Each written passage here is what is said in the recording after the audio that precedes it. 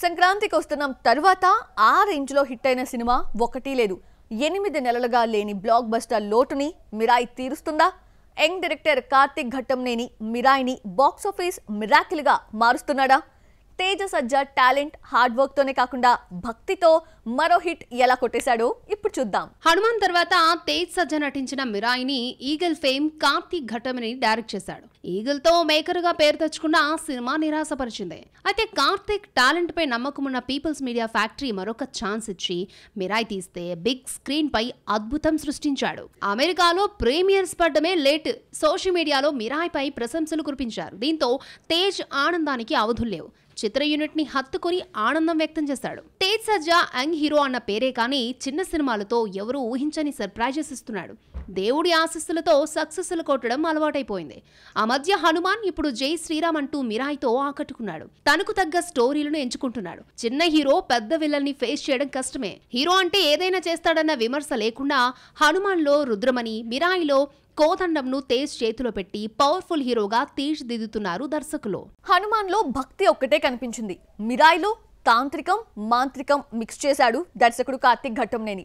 అశోకుడి కళింగ యుద్ధంతో కలిగిన పశ్చాత్తాపం, 9 గ్రంథాల్లో తన శక్తిని అశోకుడు నిక్షిప్తం చేయడం వంటి ఫిక్షన్ కథకి రాముడి కోదండం తాంత్రిక విద్యలు జోడించి రాసుకున్న కథతో కార్తిక్ ఘట్టంనేని ఇంటర్నేషనల్ స్టాండర్డ్స్ ఉన్న విజువలైజేషన్ తో మిరాయిని తీశాడు. విఎఫ్ఎక్స్ వర్క్ సినిమాను హిట్ చేయడమే కాదు, ఫ్లాప్ కూడా చేస్తాయి, ఆభాసుపాలు చేస్తాయి. దీంతో మిరాయి టీం గ్రాఫిక్స్ పై ప్రత్యేక శ్రద్ధ పెట్టింది. పీపుల్స్ మీడియా ఫ్యాక్టరీ తమ అనుబంధ సంస్థ చేయించిన విఎఫ్ఎక్స్ వర్క్ హాలీవుడ్ మేకింగ్ కి ఏమాత్రం తగ్గలేదు. విఎఫ్ఎక్స్ వర్క్ గురించి ప్రత్యేకంగా మాట్లాడుకుంటున్నారు, ప్రశంసిస్తున్నారు. తేజ్ సజ్జా తల్లిగా సీనియర్ హీరోయిన్ శ్రియా నటించింది. ఆమె కెరియర్ లో గుర్తుండిపోయే పాత్రలు చాలా ఉన్నా మిరాయిలో పోషించిన అంబికా పాత్ర చాలా ఇంపార్టెంట్. ఇక హీరోయిన్ రితికా నాయర్ అందం, అభినయంతో ఆకట్టుకుంది. తేజ్ రితికాపై చిత్రీకరించిన వైబుందిలే పాటను సినిమాలో పెట్టకుండా మంచి పని చేశాడు దర్శకుడు. ఒకవేళ పెడితే పాటలో రితికా గ్లామర్ క్యారెక్టర్ పై ఉన్న మంచి ఇంప్రెషన్ ని చెడగొట్టేది. కొన్నేళ్లుగా బ్రేక్ కోసం వెయిట్ చేస్తున్న మనోజ్ మిరాయితో కంబ్యాక్ అయ్యాడు.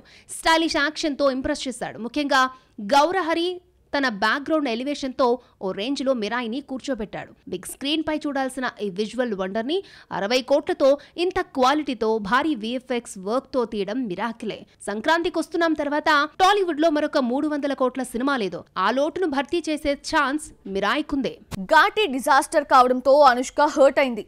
ముచ్చటగా 3 కోట్లు కూడా రాకపోవడంతో ఊహించని డెసిషన్ తీసుకుంది. ఘాటితో కోలుకొని దెబ్బ తగలడంతో అనుష్క తీసుకున్న నిర్ణయం ఏంటి చూద్దామా? 2-3 ఏళ్లకు సినిమా చేసే అనుష్కకు ఘాటి బ్రేక్ లేసిందే. సైజ్ 0 తర్వాత వెయిట్ బాగా పెరిగిపోయిన బొమ్మాళి మళ్లీ నార్మల్ వెయిట్ కు రాలేదు. 2-3 ఏళ్లకు సినిమాతో వస్తున్నా ప్రమోషన్స్ కు దూరంగా ఉంటోంది. కనిపించకపోయినా బన్నీ రానాతో ఇంటర్వ్యూస్ తో ఆడియో ప్రమోషన్ చేసినా ఘాటికి కలిసి రాలేదు. నిశ్శబ్దం ఫ్లాప్ తర్వాత 2 ఏళ్లు గ్యాప్ తీసుకుని నటించిన miss Shetty, mister Polishetty hit అయింది. వెంటనే మరో మూవీకి సైన్ చేయలేదు. వేదంతో గుర్తింపు తీసుకొచ్చిన క్రిష్ దర్శకత్వంలో ఘాటిలో నటించింది. యాక్షన్ సీన్స్ అనుష్కకు బాగానే ఎలివేషన్స్ ఇచ్చినా కథనం నచ్చకపోవడంతో రిజెక్ట్ చేశారు ఆడియన్స్.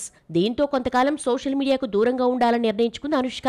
ఘాటి తర్వాత అనుష్క మరో మూవీకి గ్రీన్ సిగ్నల్ ఇవ్వలేదు. ఇప్పట్లో ఎలాగూ మరో మూవీ చెయ్యదు. తనదైన స్టైల్లో 2-3 ఏళ్లకు కనిపిస్తుంది. ఎక్స్ వేదికగా పోస్ట్ చేసిన నోట్ వైరల్ అయిందే. సోషల్ మీడియాకు కొంచెం దూరంగా ఉంటారని, సరైన జీవితాన్ని గుర్తు చేసుకోవడానికి ఈ నిర్ణయం తీసుకున్నట్టుగా రాసుకొచ్చింది.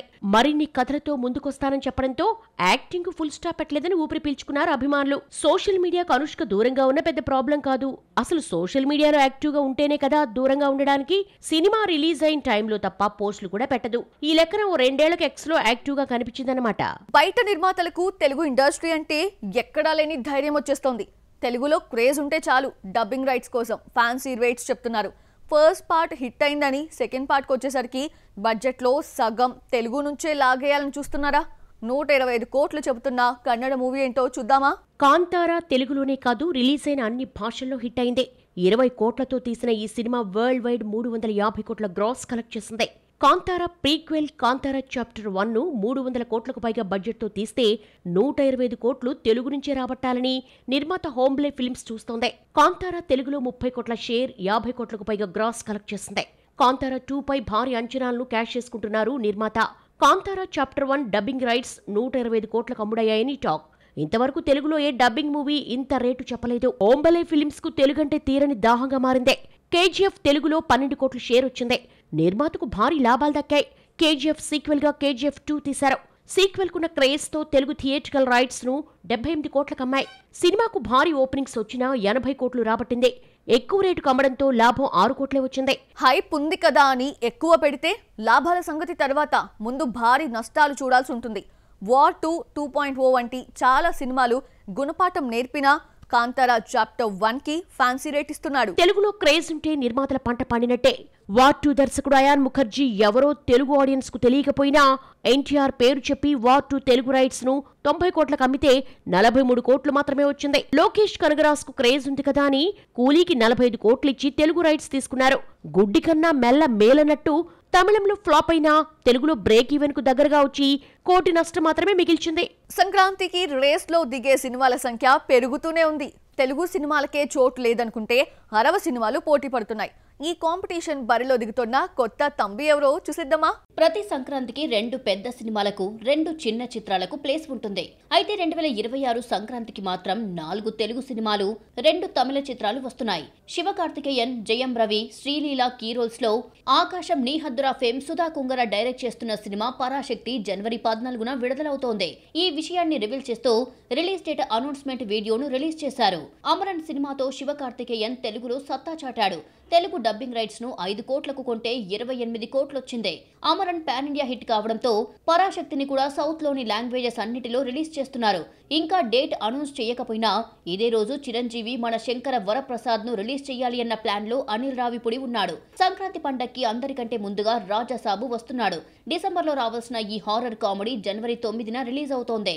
సంక్రాంతి బరిలో ఎన్ని సినిమాలు ఉన్నా ముందుగా వచ్చే సినిమా కావడంతో మాక్సిమం థియేటర్స్ దొరుకుతాయి. ఇక నవీన్ పొలిశెట్టి నటించిన అనగనగా ఒక రాజును సంక్రాంతికి తీసుకురావాలని నిర్మాతలు ఫిక్స్ అయ్యారు.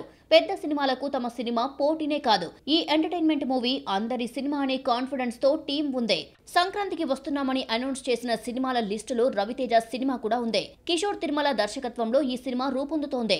అయితే వస్తుందా రాదా అన్న డౌట్ అయితే ఉన్నా మన సినిమాలతో తంబీలు పోటీ పడుతున్నారు. రాజకీయాల్లోకి వెళ్లిన విజయ్ చివరి సినిమాగా జననాయకంలో నటించాడు.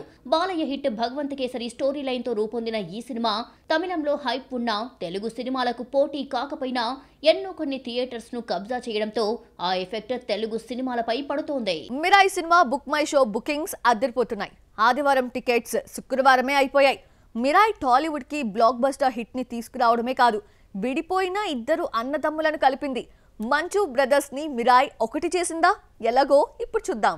మంచు బ్రదర్స్ విష్ణు, మనోజ్ మధ్య కొంతకాలంగా వార్ నడుస్తోంది. ప్రత్యక్షంగా పరోక్షంగా ఒకరినొకరు విమర్శించుకుంటూ వార్తల్లో నిలిచారు. ఫ్యామిలీ గొడవలు, పోలీస్ కేసులు పెట్టుకునే వరకు వెళ్లాయి. తేజ్ సజ్జా హీరోగా, మనోజ్ విలన్ గా నటించిన మిరాయ్ ఫ్రైడే రిలీజ్ అయిన సందర్భంగా మంచు విష్ణు విషెస్ తెలియజేస్తూ ట్వీట్ చేయడం, మనోజ్ రిప్లై ఇవ్వడంతో ఫ్యామిలీ వార్ ముగిసిందని ఫ్యాన్స్ ఖుషి అవుతున్నారు. మిరాయి టీమ్ కి మంచు బెస్ట్ విషెస్ తెలియచేయగా థ్యాంక్ యూ సో మచ్ అన్న, మిరాయి టీం నుంచి కూడా మీకు థ్యాంక్స్ అంటూ మనోజ్ రిప్లై ఇవ్వడం హాట్ టాపిక్ గా మారింది. ఆ మధ్య కన్నప్ప చూసిన మనోజ్ సినిమా చాలా బాగుందని, అన్న ఇంత బాగా యాక్ట్ చేస్తాడనుకోలేదు అన్నాడు. ఇంకేముంది, బ్రదర్స్ కలిసిపోయారనుకుంటే ఆ తర్వాత కూడా ఇండైరెక్ట్ గా విష్ణుపై మనోజ్ సెటైర్స్ చేశాడు. మిరాయి రిలీజ్ సందర్భంగా ఎక్స్ వేదికగా మంచు బ్రదర్స్ మధ్య ట్వీట్స్ మంచు ఫ్యామిలీని ఒకటి చేశాయా? వివాదానికి ఫుల్ స్టాప్ పడిందో లేదో చూడాలి మరి.